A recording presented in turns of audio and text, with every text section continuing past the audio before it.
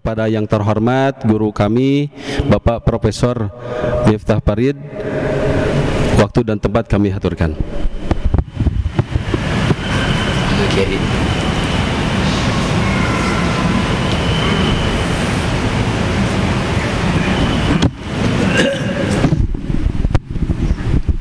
Assalamualaikum warahmatullahi wabarakatuh. Alhamdulillahi rabbil alamin wa bihi nasta'inu ala umurid dunya waddin. Wassalatu wassalamu ala asyrafil anbiya wal mursalin wa ala alihi wa sahbihi ajma'in. Bapak-bapak dan ibu-ibu hadirin yang kami hormati, kita bersyukur kehadirat Allah Subhanahu wa taala. Pagi ini masih diberi kesempatan untuk menyegarkan iman dan rohani kita. Mudah-mudahan kita mendapatkan barokah dari Allah Subhanahu wa taala untuk meningkatkan takwa dan taqarrub kita kepada Allah Subhanahu wa taala. Terutama sekali bahwa kali ini kita berada pada penghujung bulan Rajab. Artinya 1 bulan lebih sedikit lagi kita akan bertemu dengan bulan Ramadan.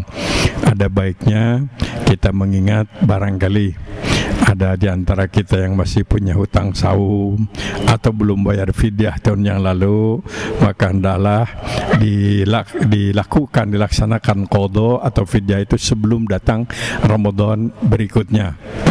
Ada waktu 1 bulan lagi ini. Kemudian yang kedua, bagi kita yang mungkin akan melaksanakan saum Ramadan perlu bersiap-siap. Siap-siap apa? Pertama, tentu saja selain kemungkinan hutang saum, yang kedua adalah kita segarkan kembali ibadah-ibadah yang harus kita lakukan pada bulan Ramadan. Sebab sayang sekali kalau Ramadan lewat saja seperti bulan biasa. Padahal Allah menjanjikan bahwa ibadah di bulan Ramadan mendapat pahala berlipat kali dibandingkan dengan ibadah yang sama yang dilakukan pada bulan selain Ramadan. Ibadah sunatnya 70 kali, ibadah sunat Ramadan sama dengan ibadah wajib di luar Ramadan, ibadah wajibnya 70 kali lipat. Dan yang tidak kalah pentingnya, Ramadan itu nanti bulan pertobatan, sehingga sekarang mulai kita untuk barangkali mempersiapkan baik berkaitan dengan fikih tobat ataupun juga dengan doa-doa yang isinya itu permohonan ampun kepada Allah. Dan tidak kalah pentingnya juga dari sebulan sebelum Ramadan ini kita mempersiapkan aktivitas kita. Jangan ada kegiatan-kegiatan yang mengganggu ibadah saum kita atau sholat tarawih kita. Mangga kegiatannya yang kira-kira bisa mendukung pelaksanaan rangkaian ibadah Ramadan, termasuk mestinya adalah juga kesehatan dan lain-lain. Jadi sebulan lagi, bagi yang punya qadha terutama harus dibayar sebelum datang Ramadan berikutnya. Baik, pada kesempatan ini kita masih berada pada bulan Rajab, dan kita tahu bulan Rajab itu salah satu disebut bulan haram, bulan mulia. Ada 4 yang ditetapkan oleh Quran, yaitu Zulqa'dah, Zulhijjah, Muharram. Kemudian 1 terpisah, yaitu bulan Rajab. Di zaman Nabi sedang banyak terjadi konflik senjata, perang. Pada bulan itu diperintahkan oleh Allah tidak boleh ada konflik senjata dalam suasananya damai, kecuali kalau Masjidil Haram diserang oleh musuh, maka itu tidak boleh diam begitu. Ya, kalau kita mengambil pelajaran dari apa yang diperintahkan Quran tentang salah satu bulan mulia, yaitu kita berusaha pada bulan ini adalah membangun kedamaian, kerukunan, dan kemudian meninggalkan potensi-potensi yang dapat menyebabkan kita kurang damai, kurang baik begitu. Apalagi tanggal 14 kita akan menentukan nasib bangsa, memilih pemimpin. Bisa beda dengan tetangga, bisa beda dengan mertua, bisa beda juga dengan teman sendiri lah, lah. Yang penting niatnya baik, ikhlas, ingin punya pemimpin yang baik. Menilainya berbeda-beda, silahkan masing-masing tanggung jawab kepada Allah dan tanggung jawab tentu saja kepada bangsa dan negara kita. Pada hari ini, sekali lagi mumpung masih bulan Rajab, saya ingin mengajak lagi juga menyegarkan kembali satu peristiwa penting di dalam sejarah perjalanan hidup Rasulullah sallallahu alaihi wasallam, yaitu peristiwa yang di luar kebiasaan, di luar nalar. Karena sebuah perjalanan dalam waktu kurang dari 1 malam dari Mekah ke Palestina, Masjidil Haram ke Masjidil Aqsa, kemudian ke atas ke Sidratil Muntaha, itu hanya dalam waktu kurang dari 1 malam. Ya tentu nggak mengerti. Kalau kayak nalar kita, akal kita pasti nggak mengerti. Ya, tetapi Quran menggunakan kata-katanya begini: Maha suci Allah subhanalladzi asra. Maha suci Allah yang telah mengisrakan. Jadi yang mengisrakan Allah. Kalau Allah, yang ada yang mustahil lah. Bukan raja dari Masjidil Haram ke Masjidil Aqsa, dari Masjidil Haram ke Pusdai juga Allah Maha Kuasa. Ya. Ya, ini adalah peristiwa mukjizat. Mukjizat itu memang supra rasional. Ya banyak para nabi kan masing-masing bawa mukjizat. Nabi Ibrahim dibakar nggak apa-apa gitu. Kemudian ada macam-macam, ada mengobati, menyembuhkan orang yang sakit parah, penyakit kusta, menyembuhkan orang yang buta, Nabi Isa. Namanya juga mukjizat. Nah, salah satu mukjizat Rasulullah sallallahu alaihi wasallam adalah perjalanan Isra dan Mi'raj. Tapi mukjizat terbesar bagi Rasulullah sallallahu alaihi wasallam yang bisa sampai sekarang kita nikmati adalah Al-Qur'an. Itu mukjizat terbesar Nabi Quran. Nah, ini bisa berbicara setiap saat. Silahkan pelajari, kaji, renungkan.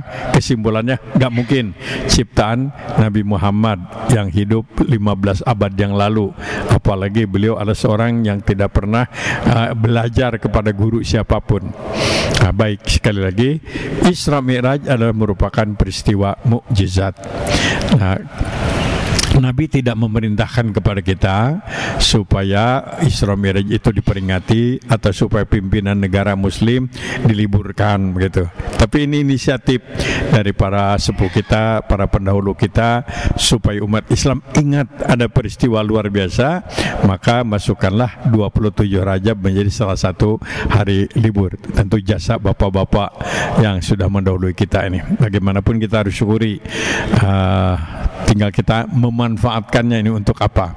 Ya, kita manfaatkan untuk sekali lagi merenungkan kembali peristiwa yang luar biasa itu.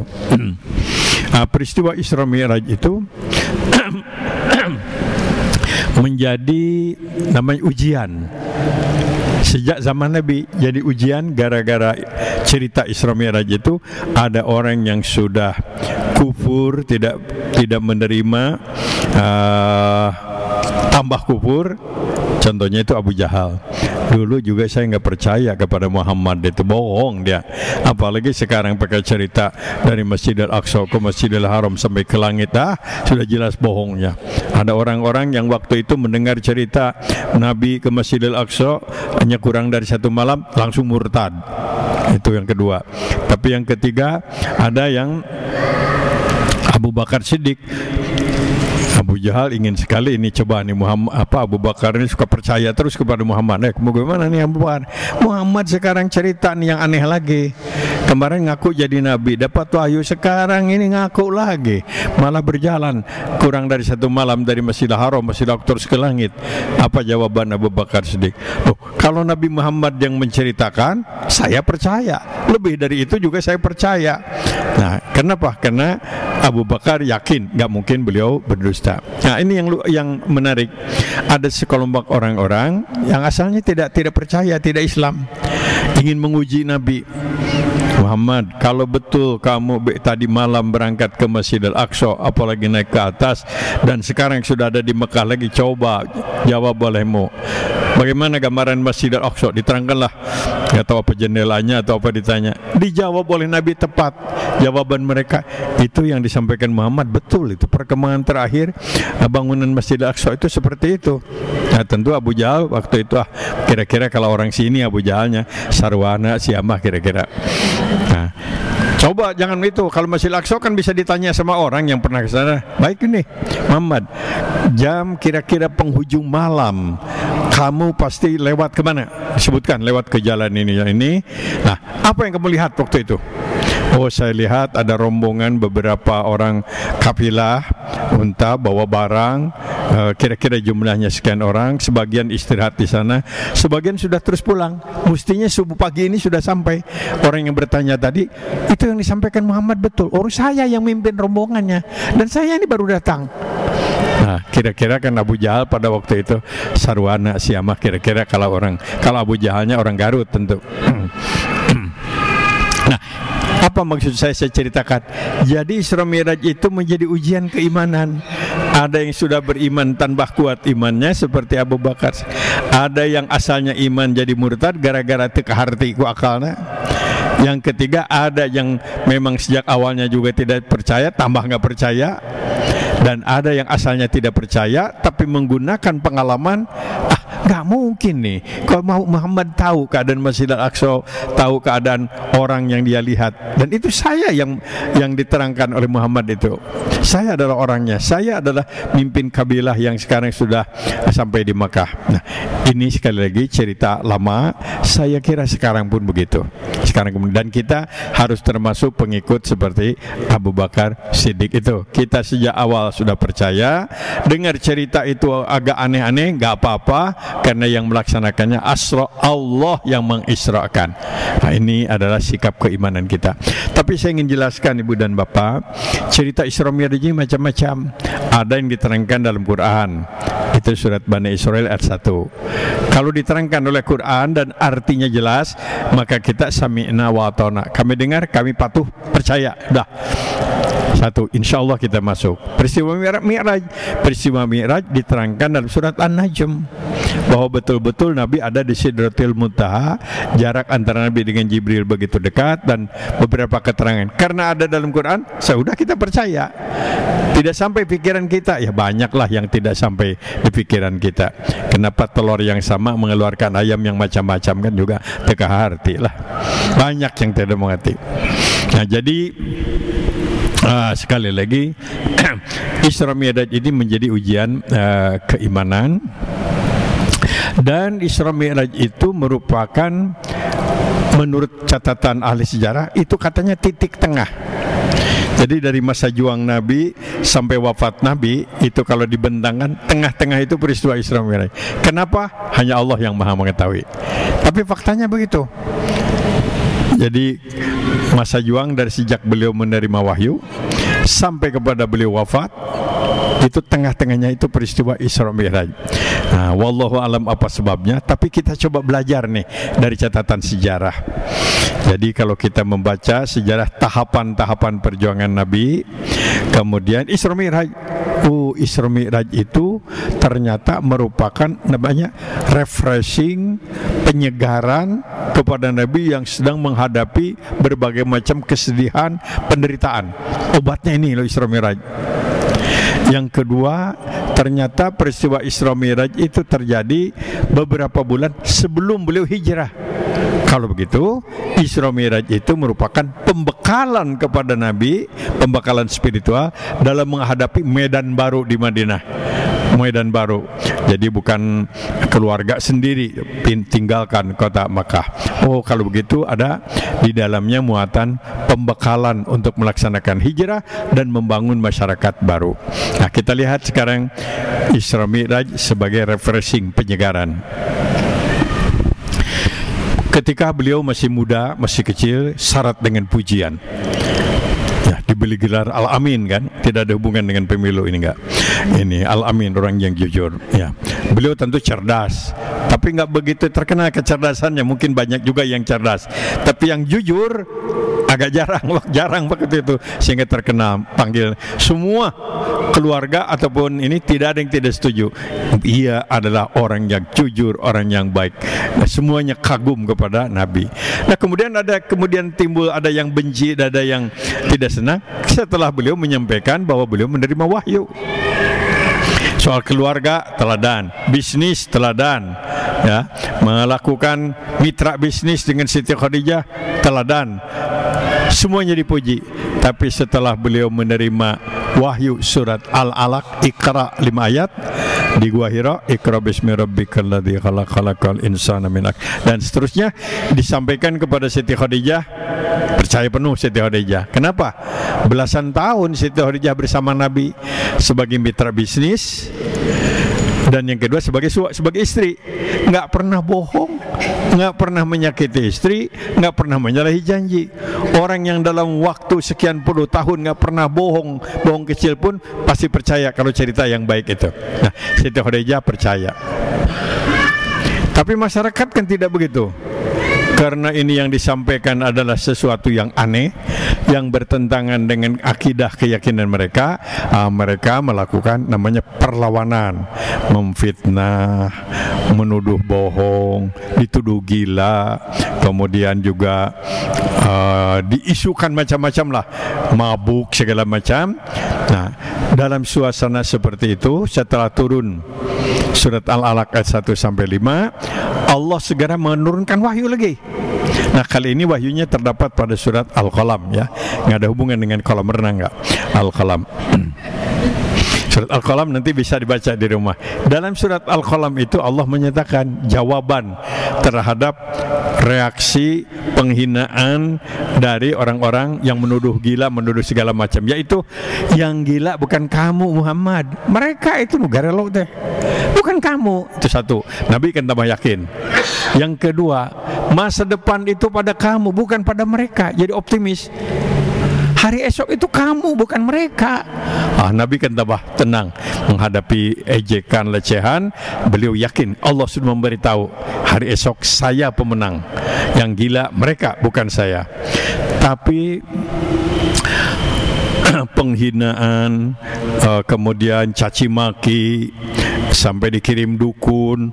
Bayangkan aja pada waktu itu ibu, coba kalau dianggap oleh orang ini gila, gelo, aduh liar. Nah, Rasulullah seperti itu, tertekan. Hanya 1-2 lah yang percaya. Abu Bakar Siddiq percaya, kemudian beberapa nama, yang lain-lainnya keluarga, malah keluarga beliau, paman-paman beliau. Allah Subhanahu wa taala sangat sayang. Turun lagi wahyu. Nah, kali ini wahyunya adalah resep kepada Nabi. Bagaimana menghadapi tantangan, menghadapi ejekan, menghadapi penghinaan, menghadapi kesulitan. Apa yang diperintahkan oleh Allah dalam surat Al-Muzammil, tadi Al-Qalam, ya. Sekarang Al-Muzammil, wahyu berikutnya. Dalam surat Al-Muzammil ada makna tersirat begini. Kamu dihina, kamu dilecehkan, kamu difitnah, jangan marah. Dan ini menjadi ajaran Nabi kepada para sahabat Nabi sebelumnya. La taghdab, tonggar de amak. La taghdab, jangan marah. Ada seorang sahabat, ya Rasulullah, saya sudah sholat, saya sudah zakat, saya sudah saum, apalagi sekarang saya sebagai muslim. Kata Nabi, la taghdab, tonggar de amak. Kata sahabat, enteng jadi orang Islam kalau hanya nggak boleh marah. Tahu-tahu pas turun ke masyarakat, pika sebelun teloba banget cabokan, pika sebelun, ya salah, itu salah. Dia datang lagi, ya Rasulullah, ternyata yang sulit itu bukan sholat, bukan zakat, bukan saum, ya Rasul. Yang sulit jadi orang Islam itu tong gede amak. Jangan marah. Kata Nabi, ingat, ketika kamu marah jangan ngomong, ya, apalagi pidato. Jangan ngomong.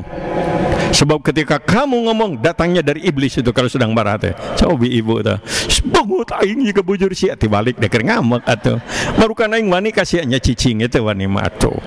Sedang marah itu hati-hati aja. Resepnya ini, jangan mudah marah. Yang kedua, kalau sedang marah, ingat kata Nabi, jangan ngomong apa-apa, istighfar aja. Istighfar aja. Kemudian ingat kata Nabi, sedang kamu marah, setan sedang menguasai kamu, maka tidak terkontrol, apa saja keluar itu yang jelek-jelek itu. Nah, jadi sebagaimana ta'uz, istighfar, berlindung pada Allah dari setan. Ingat kata Nabi, kalau sedang marah itu bagaikan api. Api itu bisa padam oleh air. Wudu kata Nabi. Wudu. Dengan wudu juga enggak sholat syukur wudu. Kalau sedang sholat amak-amakan, batal sholatnya. Amak-amakan sholatnya batal atau sholatnya. Malah bisa tambah sok emak gejebur ke kula supaya amak-amakan sorangan. Ini resep sederhana. Jadi orang Islam, nah Rasulullah Sallallahu Alaihi Wasallam sejak awal, kamu difitnah, kamu dicaci maki, kamu dihina, jangan marah, nanti menyesal marah itu. Lebih baik kita itu menyesal tidak bicara daripada menyesal berbicara. Hesek ngalamot nadailah terlanjur ngerikan. Mangga di rumah tangga juga ibu, hati-hati itu. Kalau sedang marah, jangan mengeluarkan ucapan kepada suami atau bapak juga kepada istri. Hanya kak, apalagi direkam, ini musim rekapan. Ya, ibu kurang direkam ke bapak. Baru dak ingin tahu ibumu ini nih asli. Tuh kan, bisa direkam, bisa diperbanyak. Hati-hati, diam sajalah. Lebih baik camerut seetik itu asal cicing. Nah. Yang kedua, jangan dendam. Orang dendam itu nggak pernah nikmat hidupnya.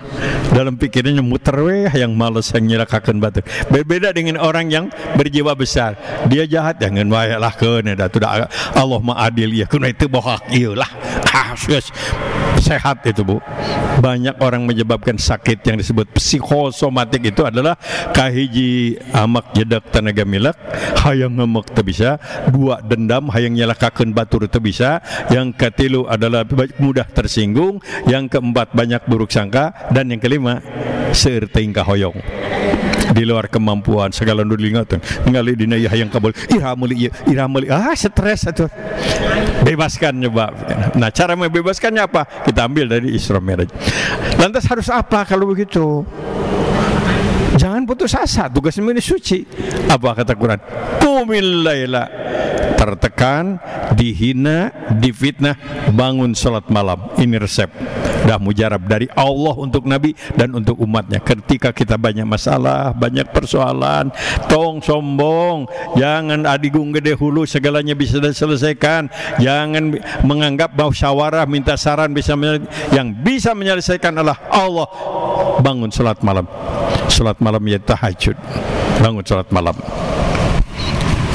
Jarak antara aku dan hambaku, tidak ada jarak antara aku dan hambaku di waktu malam. Doanya dikabulkan.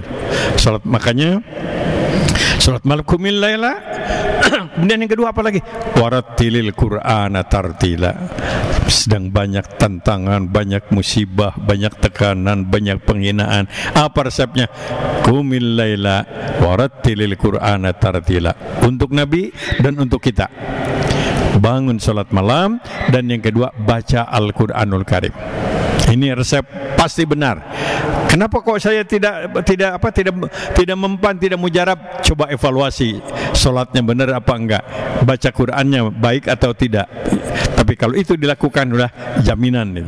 Saya sudah bukan beberapa kali, pernah lah ada 2 kali paling tidak, sengaja saya kirim satu kelas mahasiswa saya peserta kuliah etika, sebarkan itu angket. Kesimpulannya adalah orang-orang yang biasa sholat malam, akrab dengan Al-Quran, relatif lebih tangguh menghadapi tantangan dibandingkan dengan mereka yang tingkat pendidikan sama tapi subuh keberangan. Yang tahajud itu relatif lebih tangguh, lebih tangguh. Qumil laila warattil Quran, baca Quran. Apa janji Allah? Inna sanulqi alaika qaulan sakila. Kau lakukan salat malam, kau baca Al-Quran dengan tartil dengan baik, aku berikan kepadamu harisma bil kasyaf. Harisma harisma bukan karena pangkat yang tinggi. Harisma bukan karena banyak uang, bukan karena gelar, bukan karena darah biru, tapi harisma bil kasab yang Allah berikan kepada orang yang membiasakan sholat malam. Tahun 80 sekian saya kirim coba lagi satu kelas mahasiswa saya di ITB. Coba Anda teliti, diberi usia sekian membedakan orang, banyak poinnya yang zakat, tapi saya ingin sampaikan yang sholat malam dan baca Quran merujuk kepada surat Al-Muzammil. Apa kesimpulannya? Orang-orang yang usia sekian membiasakan sholat malam dan membiasakan baca Al-Quran ternyata bisa menunda kepikunan. Bisa menunda kepikunan. Tos percantan lah. Saya teliti itu sesuai dengan aturan-aturan riset dan saya bukukan itu. Saya bukukan dan Quran mengajarkan. Saya baca riwayat hidup. Silakan orang-orang besar yang dikagumi dalam sejarah. Ulama-ulama yang prestasi akademiknya sampai sekarang itu kitabnya dibaca sudah 100, sudah 1000, hampir 1000 tahun, bayangkan. Masih dibaca di pesantren. Imam Al-Ghazali, Imam Syafi'i, beberapa ulama. Baca riwayat hidupnya. Saya sengaja baca itu untuk meyakini ini. Kesimpulannya ibu-ibu, orang-orang ulama-ulama yang berprestasi dengan hasil-hasil akademik yang berprestasi yang sangat monumental, dibaca sekian 100 tahun, ternyata mereka rata-rata adalah pengamal sholat malam. Jadi dalilna pugu, pengalaman sejarah pugu, penelitian secara akademik sudah saya lakukan, saya yakin itu sholat malam. Tapi hati-hati, bangun sholat malam jam 3, kemudian setengah 5 saredai, subuh jam 8, ruksak atau ya mah. Jadi ini resep kepada Nabi yang sedang berharap. Surat Al-Muzammil mengadi aus. Janjinya ada, aku berikan kharisma bil kasyaf. Kharisma bukan karena gelar, bukan karena darah biru, bukan karena kaya, bukan karena kedudukan, tapi diberikan oleh Allah. Kedudukan teh sabaraha, pendidikan teh sabaraha, tapi punya kharisma, berwibawa. Dan yang kedua, inna nasyatal laili hiya asyaddu wa awwaq wa mukila. Bangun di penghujung malam itu akan membangun ketangguhan dalam menghadapi ujian dan tangan. Tidak epes meer, ipis bibir, mudah resah, mudah gelisah, gampang stres, gampang liar. Nah itu sholat malam baca Quran. Resepnya surat Al-Muzammil diberikan kepada Nabi. Setelah itu Nabi pernah agak sedikit gelisah karena wahyu ini agak terlambat turun. Sampai pernah mengeluh kepada Siti Khadijah. Kan Nabi menyatakan, jangan-jangan Tuhan marah kepada saya salah menerima wahyu, salah mempraktekkan perintah Allah. Ini jawaban Siti Khadijah, istri teladan. Apa jawaban Siti Khadijah? Kalau orang sesoleh Anda sudah dimurkai oleh Allah, tapi bagaimana nasib saya dan orang-orang di selain saya? Kalau orang yang suci, yang mulia seperti Anda dimarahi oleh Allah, nasib kami bagaimana? Ini sering oleh Nabi diceritakan kepada istri-istrinya yang lain setelah Siti Khadijah meninggal dunia. Disampaikan kepada Siti Aisyah. Pernah ada komentar dari Siti Ruqayyah atau Siti Aisyah, ini Rasul ini kalau sudah cerita Siti Khadijah, istri-istri yang ada sudah nggak teringat lagi, katanya. Apa jawaban Nabi? Ya, saya dengan Khadijah ketika saya sendiri, sekitar itu musuh saya, dan kalian jadi istri saya setelah saya punya sekian ratus sahabat di sekitar saya. Jadi beda tantangannya. Nah ini Siti Khadijah. Mungkin dia pelajaran juga begitu.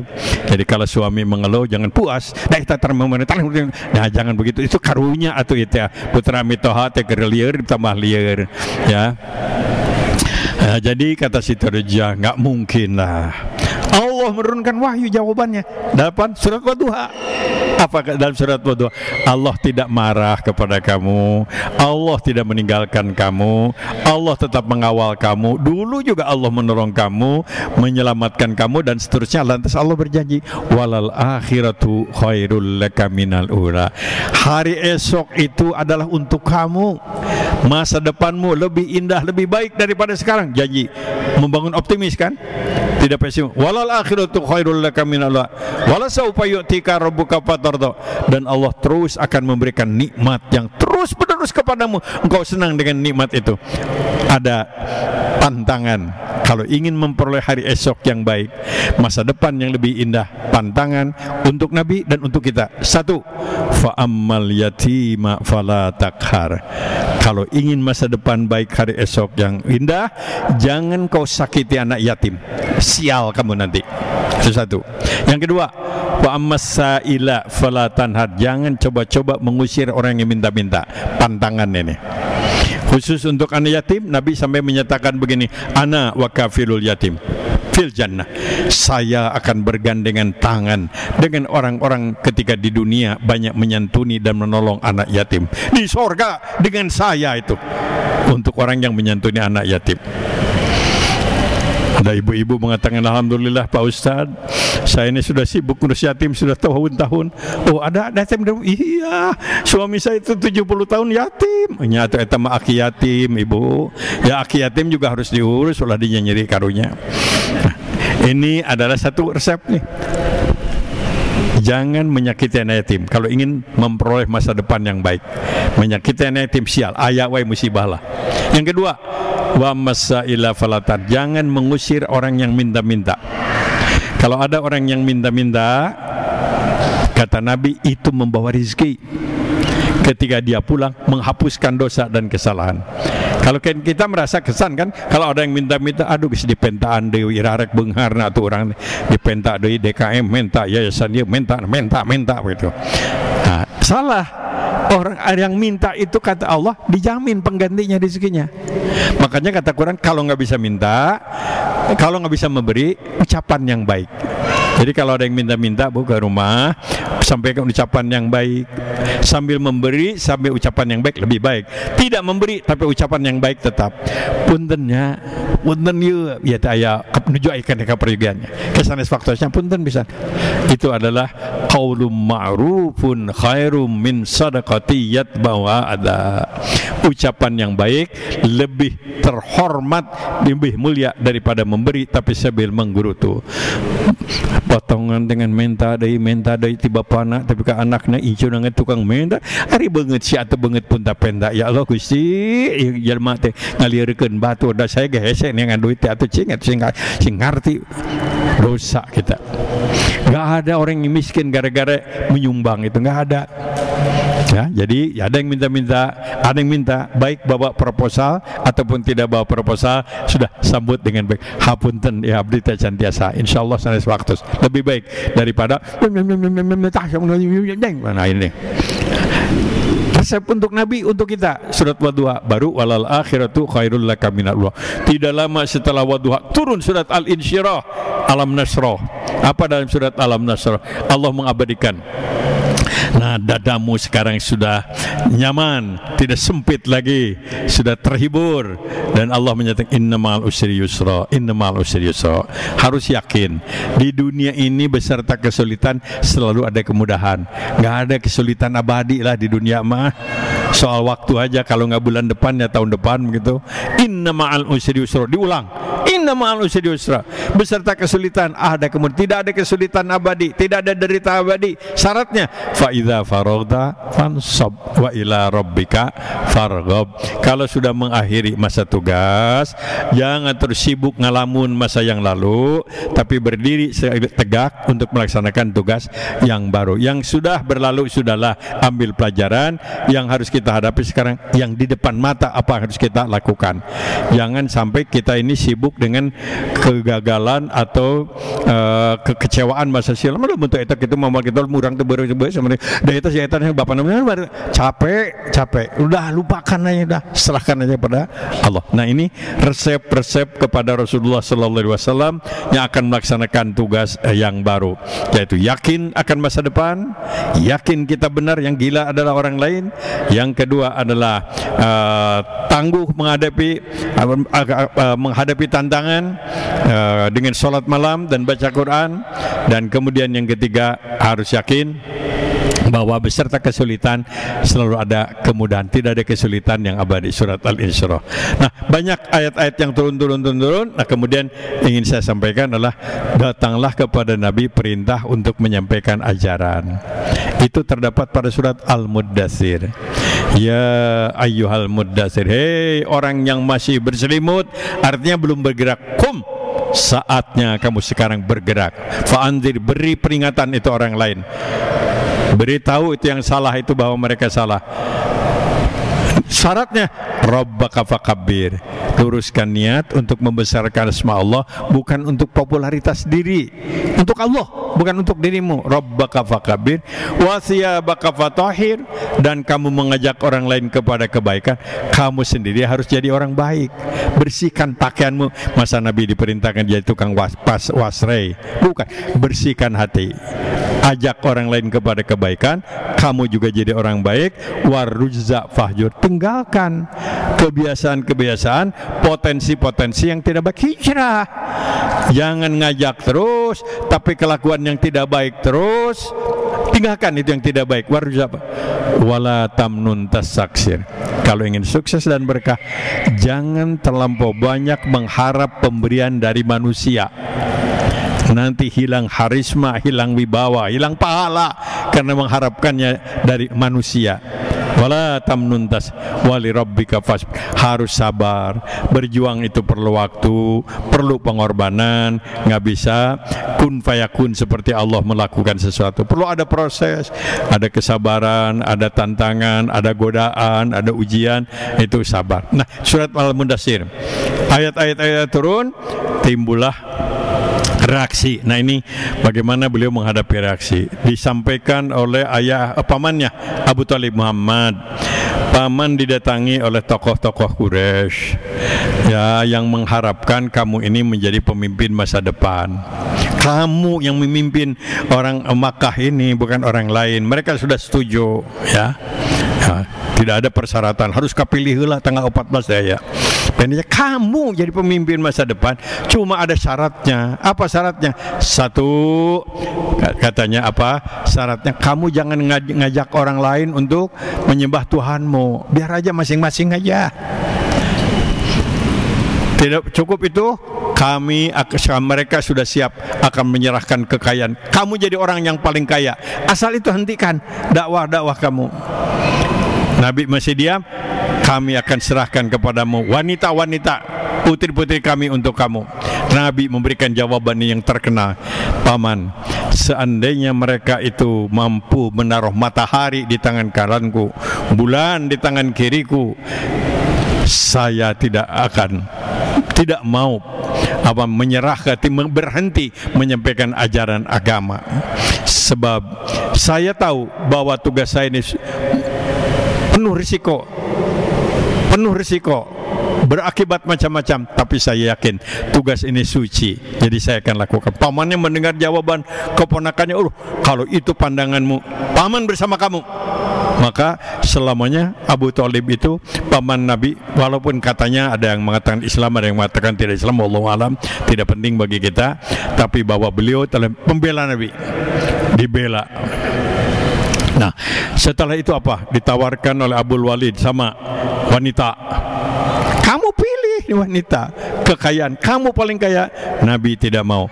Lantas dikirim delegasi, wakil dari kabilah-kabilah yang ada, ya. Kabilah-kabilah yang ada datang. Sekarang mendarik. Muhammad, kami sudah sepakat akan menyembah Tuhanmu, terimalah kami.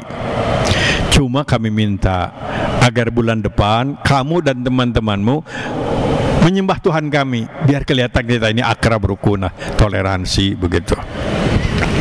Nabi tidak menjawab. Allah yang segera menurunkan wahyu, surat Al-Kafirun.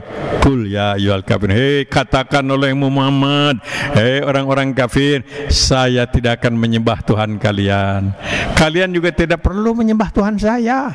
Saya tidak akan ibadah seperti ibadah kalian. Kalian pun tidak perlu ibadah seperti ibadah saya. Jadi lakum dinukum waliyadin. Bagi kamu agama kamu, bagi saya agama saya. Kamu melaksanakan ibadah cara kamu, saya tetap ibadah dengan cara saya. Surat Al-Kafirun ini sangat tepat untuk kita berada di negara Republik Indonesia yang sama-sama kita cintai, yaitu kita menghargai orang lain yang beda agama, tidak boleh menghina, tidak boleh memaksa, tidak boleh berlaku zalim, harus hormati, tapi kita juga jangan ikut-ikutan. Jangan lebih kebaikan dengan beragama lain, kita ikut-ikutan ke gereja, ikut-ikutan ke tempat-tempat ibadah, tidak perlu, tidak boleh, tetap aja. Jadi ibu punya tetangga layut pisan, caket pisan, silakan, tapi nggak usah, neng, nanti bulan puasa ikut puasa ya, ikut puasa, ikut taraweh. Dabdi mah sanes Islam, bukan wae lah, anggapnya senam malam, nggak bisa. ibadah masing-masing. Kita jangan ikut. Mereka juga nggak perlu, dan kita nggak boleh menghina. Nggak boleh menghina orang lain, nggak boleh menghina Tuhan orang lain. Di dalam Quran itu tidak boleh kita. Jadi tetap menghormati. Walaupun tetangga, dakwah silahkan dengan cara yang baik. Nggak mau, nggak boleh dipaksa. Nah, tentu kita pun nggak boleh dipaksa. Nah, itu surat Al-Kafirun. Nah, kenapa ini perlu digarisbawahi? Menjelang Nabi menghadapi tantangan. Nah, sekarang ini sedang ada kecenderungan. Sudah lama sebetulnya ini secara internasional pun usaha-usaha orang karena melihat bahwa terjadi konflik agama ini parah, perang salib beratusan tahun, kemudian perang di India Hindu dengan Islam begitu di mana-mana, maka lahirlah sebuah pendekatan supaya tidak bertengkar manusia ini dengan pendekatan namanya teologi universum. Dalam bahasa kita sering disebut sinkritisme. Apa intinya? Semua agama adalah benar, semua agama adalah baik, semua agama adalah baik. Jadi tokohnya itu namanya Sri Ramakrishna di India, guru besar, profesor, doktor Sri Ramakrishna. Tidak ada hubungan dengan serigala. Beliau mengatakan, Anda harus menjadi Hindu yang baik kalau ketemu dengan orang Hindu, tapi Anda harus menjadi Muslim yang baik kalau ketemu dengan orang Islam. Anda harus menjadi Buddhis yang baik kalau ketemu dengan orang Buddha. Anda harus menjadi Kristen yang baik kalau ketemu dengan Kristen. Sehari berganti 1000 agama, nggak apa-apa. Agama itu semuanya baik kok, menyuruh baik. So, Tuhan itu cuma satu. Tuhan Maha Pencipta, cara menyebut yang macam-macam lah, tapi Tuhannya sama itu. Sorga itu cuma satu, pintu yang beda-beda. Silahkan kamu mau masuk pintu Islam ke sorga, pintu Kristen masuk sorga, pintu Hindu masuk ke sorga, pintu Buddha masuk. Ini namanya sinkritisme teologi universum. Ada di Indonesia? Bukan ada, banyak. Malah ada ikhtiar-ikhtiar mengembangkan itu, sampai pernah di Jakarta beberapa tokoh menyatakan orang yang berpandangan agama dirinya yang benar, agama orang lain salah, pandangan kekanak-kanakan, ketinggalan zaman. Orang yang hidup modern harus mengatakan semua agama adalah baik dan semua agama adalah benar. Siapa? Jangan disebut, nggak enak. Tapi kalau organisasi ada sinkritis. Teosofi itu sinkritis. Kejawen itu rata-rata sinkritis. Sunda Buhun itu rata-rata itu sinkritis. Ada beberapa tokoh juga dengan berbagai macam kemasan, ya paling tidak cenderung kepada sinkritis. Jadi masuk gereja jadi nggak apa, ikut juga nggak apa-apa, tapi ke masjid juga itu sinkritis. Saya ingat pada presiden ketiga ya, Pak Habibie kan menyampaikan ucapan selamat Natal. Kita ingin tahu nih pendiri ICMI ini bagaimana nih. Kalau waktu itu Majelis Ulama memfatwakan tidak boleh mengikut-ikutan dalam Natal, masing-masing aja, nggak boleh mengganggu, tapi nggak boleh ikut-ikutan begitu, tanda tangan HAM gabung. Nah ini tahu Pak Habibie bagaimana. Saya sendiri nggak bisa meramu aban, tapi Pak Habibie yang orang cerdas datang ke Senayan lagi Natalan sebagai presiden harus datang. Apa jawabannya? Selamat bahagia bagi saudara-saudara yang sedang memperingati Natal. Pintar jengbe. Hanya kalau saya tidak jadi presiden. Kalau saya jadi presiden kira-kira kita nurutan Pak Habibie. Itu salah, menghormati orang Kristen, tapi saya tidak salah secara agama. Jadi nggak usah ikut-ikutan. Salamnya macam-macam itu, nggak usah ikut-ikutan. Nah ini tantangan kepada Rasulullah. Kalau diberi kekayaan nggak bisa, diberi kedudukan nggak bisa, ditawarin perempuan juga nggak bisa, kemudian sinkritis, campur-campur agama nggak bisa, sudah kehilangan akal, maka terjadilah teror besar-besaran. Beberapa sahabat dibunuh secara sadis, keluarga Nabi diboikot ekonomi. Itu biasa orang itu kalau ingin menghancurkan sekelompok, diboikot ekonominya, diboikot ekonomi. Keluarga tidak boleh mereka menjual barang kepada keluarga Nabi, tidak boleh membeli barang kepunyaan pedagang-pedagang keluarga Nabi, diboikot, hancur ekonomi keluarga Rasulullah sallallahu alaihi wasallam. Nabi sendiri diteror terus-terusan. Beberapa sahabat gugur dibunuh. Dalam suasana seperti itu, Siti Khadijah meninggal dunia. Benteng perjuangan. Siti Khadijah meninggal dunia. 1 minggu kemudian Abu Thalib membela beliau meninggal dunia. Bayangkan numpuk kesedihan itu. sahabat dibunuh, keluar dari diri sendiri diteror, kemudian pembela pengawal perjuangan adat meninggal dunia. Dalam suasana seperti itulah sejarah menyebutnya Amul Hazan, tahun duka, tahun sedih. Ketika beliau sedang berada di Hijr Ismail di Masjidil Haram, datang malaikat Jibril dan malaikat, kemudian Nabi dibawa dalam sebuah perjalanan kilat cepat, al-barq. Nah, hati-hati, kata-kata al-barqu sering diartikan dengan hewan buruk. Hewan buruk, wajahnya wajah wanita, sayapnya ada pada paha, perhiasannya banyak. Kalau jalan lagi turun, kaki depan jadi pendek. Kalau jalan jadi panjang. Kalau jalan lagi naik, kaki depan jadi pendek. Gambarnya banyak di masjid-masjid dulu, sekarang enggak. Itu hadis palsu. Itu bikinan orang Yahudi untuk menggambarkan Nabi itu gila wanita, gila kekayaan, dan berbagai macam penghinaan. Jadi jangan percaya kalau di rumah masih ada gambar buruk, ganti saja dengan gambar yang lain ya. Kalau presiden belum ada, nanti aja menunggu. Ya, boleh gemar ketua MUI aja, tapi kena mayar. jadi kalau ada hadis palsu itu bikinan Yahudi. Satu lagi yang saya ingin sampaikan, hadis palsu tentang Isra Mi'raj, cerita bahwa Nabi itu setelah Isra Mi'raj pulang ke Mekah, bergaul dengan Siti Khadijah, lahirlah Fatimah. Jadi Fatimah itu bibit sorga. Itu hadis dibikin oleh orang-orang Syiah untuk mengkultuskan Siti Fatimah bibit sorga. Bohong. Nabi sedang Isra Mi'raj itu Siti Khadijah sudah meninggal dunia. Justru Isra Mi'raj itu semacam menghibur. Nah, ibu-ibu dan bapak-bapak, jadi kalau begitu Isra Mi'raj itu semacam refreshing, penyegaran kepada Nabi sedang dalam keadaan tertekan, dalam keadaan difitnah, dalam keadaan berbagai macam musibah, dalam berbagai macam keprihatinan. Resepnya Isra Mi'raj, perjalanan dari masjid ke masjid. Mungkin bisa kita artikan ini kalau berdasarkan hadis, ketika kita bapak-bapak terutama banyak masalah, banyak problem, larinya adalah olahraga, silakan, tidak haram, tapi ada tempat lari yang baik, ke masjid. Salat malam di rumah, berangkat ke masjid, salat subuh berjamaah, baca Quran, wirid sampai 1 jam setengah, nanti salat lagi, salat syuruk 2 rakaat. Itu resep spiritual, gratis, kantun kersa. Resep.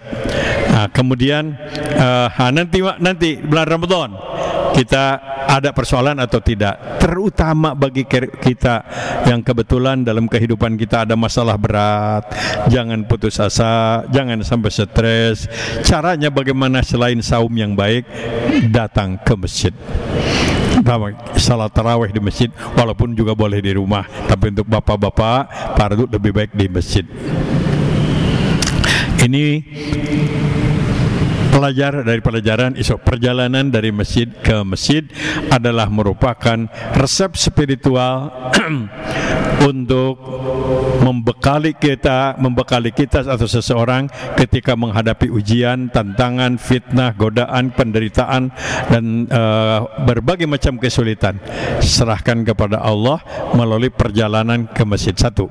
Yang kedua, hasil Isra Mi'raj itu adalah sholat yang 5 waktu. Itu disepakati ulama, hadisnya sahih. Punten.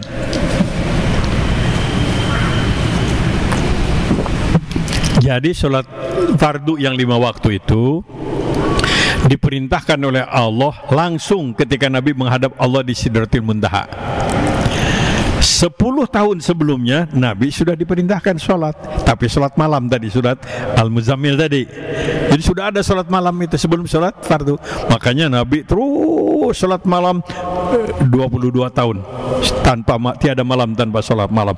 Para sahabat sholat malam. Nah, setelah di Madinah, setelah peristiwa Isra Mi'raj, Nabi menerima wahyu surat Al-Isra ayat 79, 80, 81 yang mengajarkan bahwa lakukan sholat di penghujung siang, penghujung malam, sholat fardu itu aqimis shalah liduluki syamsi ila ghasaqil lail wa qur'an al-fajr. Ayat 79-nya adalah fatahajjad, teruskan sholat malam. Ini wahyu salat malam. Nafilatan, sunat. Nah, dalam surat Al-Isra ditegaskan tidak wajib, nafilatan, sunat saja. Tapi kalau kamu lakukan salat malam, salat tahajud, kalau tadi kaulan sakila, harisma bil kasyaf, ketangguhan dalam menghadapi tantangan, surat Al-Isra menjanjikannya Allah akan memberikan kepadamu maqam yang terpuji, maqam mahmuda.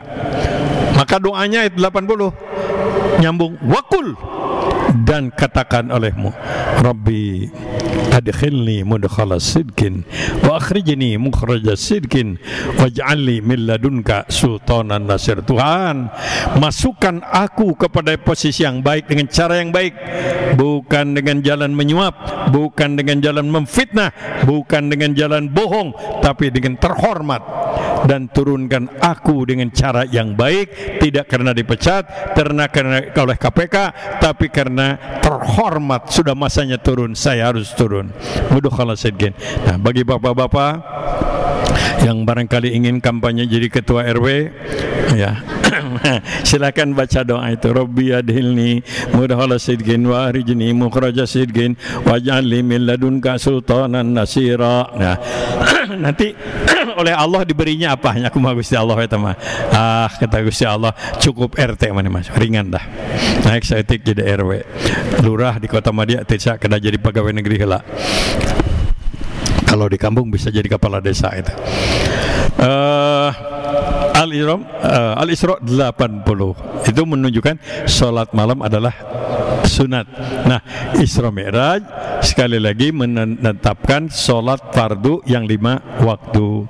Setelah 10 tahun sebelumnya Nabi diperintahkan sholat malam, yang dilakukan oleh Nabi dilakukan juga oleh para sahabat yang sudah masuk Islam waktu itu, dan ternyata terus dilakukan. Dan oleh Nabi sholat malam ini dijadikan sebagai resep spiritual ketika menghadapi berbagai macam problem, kesulitan, kepahitan. Umpamanya saja ada hadis tentang keluarga, ya punten kadutacan pajeng tentang keluarga. Kalau di rumah itu ada saja masalah, ada saja problem, nah hati-hati, tahan emosi, jangan menularkan ucapan. Caranya apa kata Nabi? Bangunkan istrimu di penghujung malam dengan penuh kasih sayang, tong digusur komo dibanjur. Atau bangunkan suamimu di penghujung malam dengan penuh kasih sayang. Bangunkan itu isi mah, urang tahajud mah, urang teh seueur masalah mah, tahajud mah. Nyesok di dinya we tahajud di mah tunuh, Gusti hese diajak ke surga. Fayaquman, suami istri bangun salat malam, bade berjamaah mangga, bade sendiri boleh. Wa yadhkuranillah, suami istri pasrah kepada Allah. Doa pasrahnya bisa ujung surat At-Taubah, hasbiyallahu la ilaha illa huwa alaihi tawakkaltu wa huwa rabbul arsyil azim.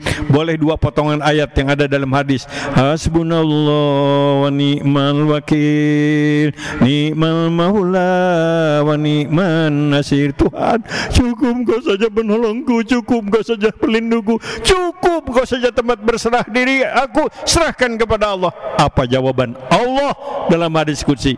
Aku malu kalau aku tidak memenuhi keinginan mereka, aku malu kalau aku tidak mengabulkan doa mereka. Ini resep kembali sholat malam. Nah, ini adalah sekali lagi, sholat ternyata merupakan resep untuk memberikan ketentraman, ketenangan, ketangguhan. Dibuktikan oleh ayat, dibuktikan oleh pengalaman sejarah, cerita orang-orang yang soleh. Bahkan sekarang pun silahkan lakukan riset dan penelitian. Orang-orang yang biasa sholat malam, akrab dengan Al-Quran, pada umumnya kecuali hal luar biasa, pasti lebih tangguh menghadapi tantangan daripada mereka yang biasanya subuh keberangan dan tidak pernah baca Quran. Mudah gelisah, mudah resah, mudah stres. Ini adalah resep Allah Subhanahu wa Ta'ala yang memberikan, telah diuji oleh jutaan manusia, orang-orang yang soleh. Nah, Isra Mi'raj adalah resep seperti itu, membangun ketangguhan. Karena sekali lagi Isra Mi'raj hanya untuk Nabi, maka Isra Mi'raj kita adalah diganti dengan sholat hasil Isra Mi'raj. Kalau Isra Mi'raj itu merupakan pembekalan kepada Nabi yang akan melaksanakan tugas berat, hijrah, para sahabat jalan kaki 500 km. Bayangkan, musim panas di atas 45 derajat. Teka bayangkan, belum ada kereta Cina, belum ada bis, jalurnya jalur selatan ke dekat Yaman, 500 km. Mungkin dari sini Semarang masih kurang, ke Kudus, ke Demak sana, ke Kudus barangkali. Jalan kaki panas, belum ada payung, belum ada jas hujan. Luar biasa, sebuah perjuangan luar biasa, dan berhasil, alhamdulillah. Yang menarik adalah orang-orang yang datang miskin-miskin pada umumnya karena kekayaan ditinggalkan, datang ke Madinah itu disambut dengan senyum dan gerak dan gembira. Mana sekarang ada orang-orang imigran, nggak bawa paspor, nggak bawa apa-apa, pakai perahu, datang ke tempat negeri seseorang, diusir, kalau perlu dikedebuhkan, ya. Ini diterima dengan senyum, dengan gede. Kata siapa? Kata Quran. Orang-orang Madinah mencintai orang-orang Muhajirin lebih daripada mereka mencintai dirinya sendiri. Nah, bekalnya apa ini? Tentu banyak bekal, tapi salah satu di antaranya pembekalan spiritual dari perjalanan Isra Mi'raj yang untuk umatnya. Resep spiritual dengan Isra Mi'raj itu diganti dengan hasil Isra Mi'raj, yaitu sholat. Jadi sholat dapat berfungsi semacam pembekalan. Makanya ketika ibu atau bapak sedang menghadapi masalah berat, aduh kumaha ya, daripada jadi entong segala macam, ambil air wudhu. Sholat syukur wudu, rakaat pertama boleh kul ya ayyuhal kafirun, dibaca lengkap, ulah kul ya bungkul, kul ya Allahu Akbar. Kemudian yang kedua kul huwallahu ahad al-ikhlas. Habis itu doa. Nggak bisa bahasa Arab, silahkan bahasa Sunda juga bahasa Indonesia, Allah Maha tahu, asal sholatnya bahasa Arab. Tetap syukrul wudu. Atau masuk masjid, tahiyatul masjid, bingung jadi atau enggak, ambil air wudu, lakukan sholat istikharah. Sudah selesai salam, ya Allah saya bermaksud mau ini, saya ragu-ragu, Engkau Maha tahu, saya tidak tahu apa-apa. Oleh karena itu ya tolong izinkan dan ridhoi, kami akan melaksanakannya kalau memang ini baik untukku. Tapi seandainya ini tidak baik bagiku, jangan kau jadikan Tuhan, berilah kami yang baik. Kalau pilih jodoh untuk sanes ibu, Kang Putra, ibu metong istikharah di data saya. Jadi kalau mentajur silakan sebut namanya, mangga. Saya bermaksud mau menikahkan anak saya anu kepada pria pilihannya anu bin anu. Cukup.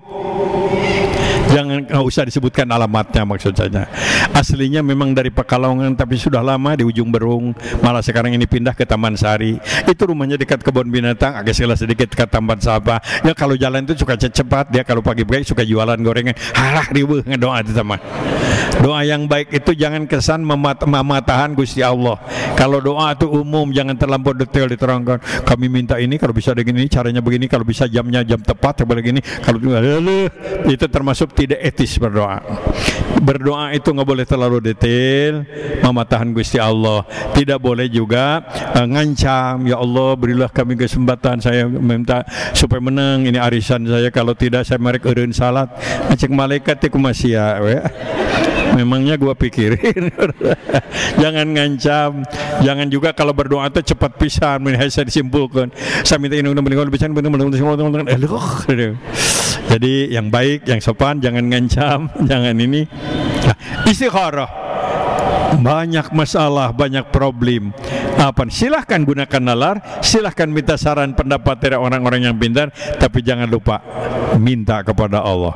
Bangun di penghujung malam, sholat malam, kalau bisa 11 rakaat, kalau masih ada waktu 13 rakaat, 2 rakaat rakaataini khafifataini sebagai iftitah sebelum tahajud. Fatihah kuliah, rakaat kedua Fatihah kul huwa, salam mulai tahajud. Kalau ada waktu dan kuat itu baik. Baru tahajud. Dan tahajudnya kalau ingin panjang, Bapak nggak bisa hafal banyak, hafal dengan kuliah 70 kali kurang baik. Pakai Quran boleh, baca Quran gini. Halaman satu halaman ini rakaat pertama, halaman kedua baca. Nanti tetangga lewat, si bapak hafid, ya Allah luar biasa si bapak tisahangka itu hafid. Macana meni apal kitu, coba paruman listrik langsung qul huwallahu ahad Allahu samad aslina kadunya. Boleh Pak dibaca, tapi kalau bisa ada yang hafal pasti lebih baik. Ada yang hafal pasti lebih baik. Inilah saya kira mudah-mudahan hikmah bekal kita untuk menghadapi Ramadan. Nanti dalam bulan Ramadan tiada malam tanpa sholat malam. Jangan ada satu malam pun tanpa sholat malam. Kalau nggak bisa awal waktu tengah malam, kalau tidak bisa tengah malam akhir malam, yang penting pada waktu malam.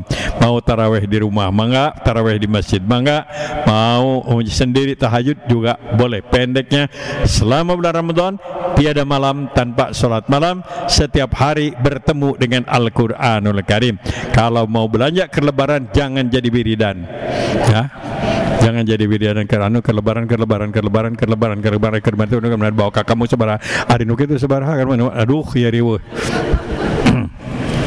Mudah-mudahan semangat mengenang Isra Mi'raj menyangsang bulan Ramadan ini menjadi bekal bagi kita semua, dapat Allah Subhanahu wa taala memberikan anugerah yang baik bagi kita, bagi bangsa kita, dan kita mendapatkan anugerah nikmat dari Allah Subhanahu wa taala, bisa bertemu dengan bulan Ramadan, bisa ibadah di bulan Ramadan, dan Allah Subhanahu wa taala menerima ibadah kita. Amin ya Allah ya rabbal alamin. Terima kasih. Wassalamualaikum warahmatullahi wabarakatuh. Prof, jika berkenan sesi pertama.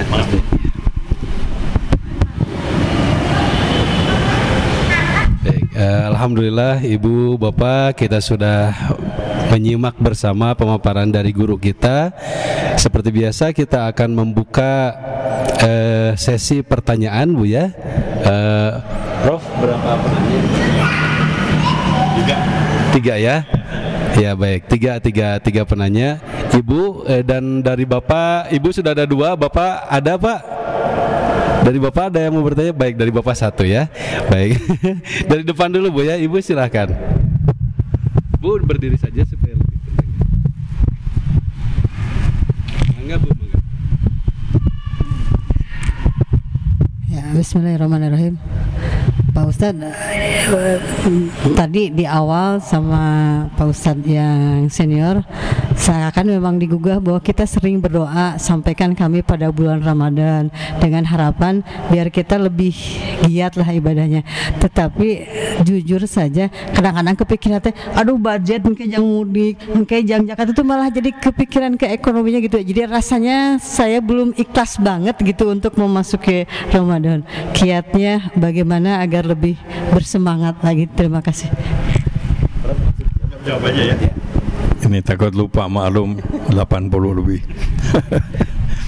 Jadi ya normal Bu gitu. Mungkin yang lain juga merasa lah, aku mahanya puasa itu asa kayak saya gak apa-apa. Tapi bismillah, dari mulai sekarang kita melatih untuk biasa bangun malam. Kemudian yang kedua dari segi kehidupan tentu saja ada celengan yang disiapkan untuk bulan Ramadan. Sebab sayang Ramadan itu ibadahnya dikali lipat, 70 kali lipat. Kalau kita beristighfar juga banyak dikabulkan oleh Allah Subhanahu wa taala. Jadi sayang kalau kita siapkan, tapi jangan lupa, jangan sampai terlalu semangat sampai lupa kesehatan. Jangan. Allah tidak menghendaki, Islam tidak menghendaki kita sampai sakit begitu, tidak. Kita harus jaga juga. Mangga dari sekarang mungkin ada jalan pagi, ada senam, silakan.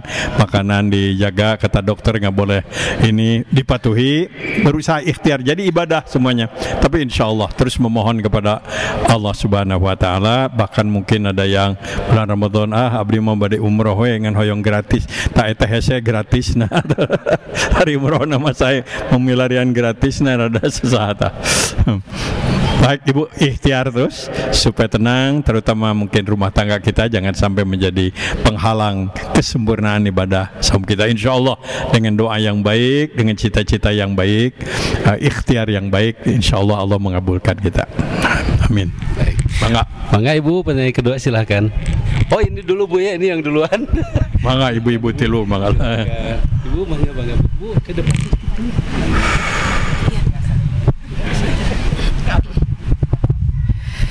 Bismillahirrahmanirrahim. Assalamualaikum warahmatullahi wabarakatuh. Waalaikumsalam warahmatullahi. Alhamdulillah, kebetulan saya juga seorang guru SD yang pernah guru SD anak-anak SD mengatakan, Ibu, kalau misalnya Nabi Muhammad bisa naik buruk, kalau kita bisa nggak ya? Itu sempat saya nggak bisa menjawab. Itu hanya cerita saja. Kemudian yang mau saya tanyakan adalah di dalam Quran surat Al-Isra ayat pertama disebutkan bahwa Maha Suci Allah yang telah memperjalankan hambanya. Hambanya itu berarti sangat besar maknanya ya Pak. Dan ini hanya untuk, dan yang terjadi Isra Mi'raj adalah kesayangannya Allah adalah Nabi Muhammad SAW. Bagaimana mengaplikasikan perjalanan Isra dan Mi'rajnya pada diri kita masing-masing? Mungkin kalau misalnya perjalanan Isra adalah perjalanan horizontal dan Mi'raj itu adalah vertikal. Nah, itu yang ingin saya dapat dari Bapak Profesor, di manakah apakah terjadi pada hamba-hamba yang lain gitu misalnya, walaupun memang ini adalah sebuah hadiah dari Allah kepada kekasihnya yaitu Nabi Muhammad SAW. Terima kasih Pak. Wassalamualaikum warahmatullahi wabarakatuh. Waalaikumsalam warahmatullahi. Ya, kalau ada yang bertanya tentang buruk, itulah penjelasan bahwa itu al-barku itu perjalanan cepat begitu, perjalanan cepat.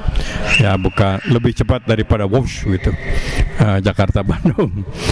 Perjalanan cepat, dan itu sebagai sebuah namanya mukjizat ya, tidak bisa dimengerti oleh akal. Yang kemudian yang kedua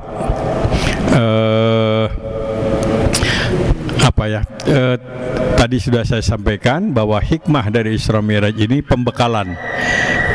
Pertama, semacam resep obat kepada Nabi dalam menghadapi berbagai macam kesedihan dan tantangan.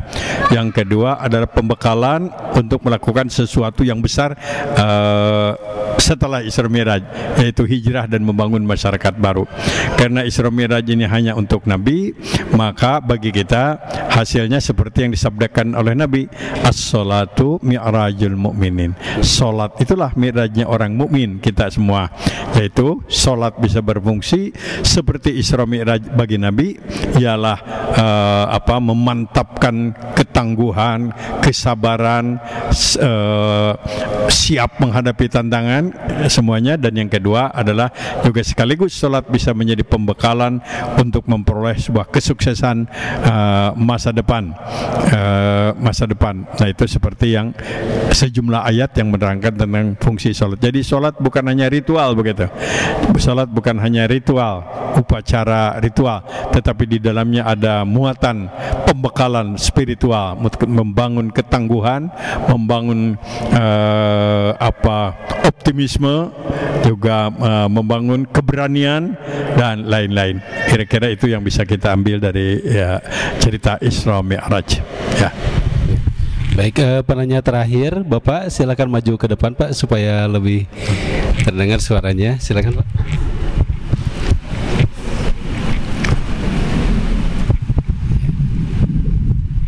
Silakan Pak. Bapak duduk saja supaya nggak menutupi kamera. Oh iya. Maaf. Bismillahirrahmanirrahim. Assalamualaikum warahmatullahi wabarakatuh. Pak Ustadz, saya ingin bertanya terkait dengan puasa bulan Rajab.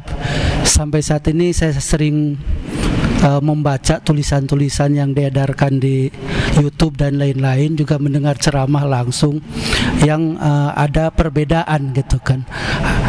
Contoh di dalam pelaksanaan puasanya ada yang mengatakan hari 1 sampai hari 10 berturut-turut, itu bahkan pahalanya diampuni dosa setahun ke belakang dan dosa setahun ke depan gitu kan.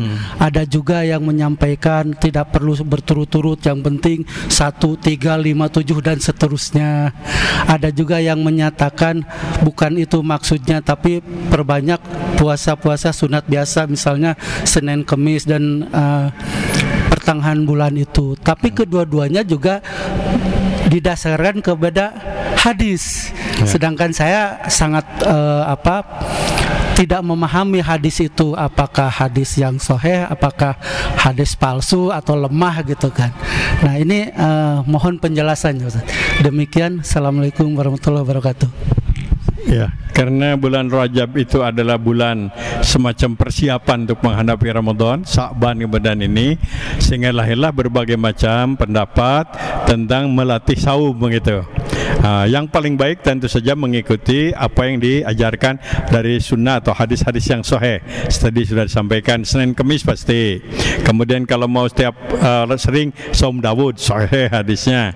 13, 14, 15 sahih hadis, enggak ada ikhtilaf kali itu. Tapi kalau ada saum tanggal 27 ikhtilaf. Ada beda pendapat, ada yang saum, ada yang tidak. 27. Kemudian kalau yang setiap hari terus saya enggak sebulan, saya enggak menemukan ininya, mungkin wallahu alam. Kecuali kalau orang nazar saya nanti kalau sudah pemilu saya mau saum bulan Rajab, Rajabnya GGCF atau 14 mah. Tapi kan untuk qadha karena masih punya hutang saum Ramadan harus dibayar segera di bulan Rajab. Mau didawudkan sehari saum atau mau terus-terusan atau mau Senin Kamis saja. Jadi kalau pilih yang namanya disepakati Senin Kamis pasti Daud 13, 14, 15 insya Allah nggak ada beda pendapat.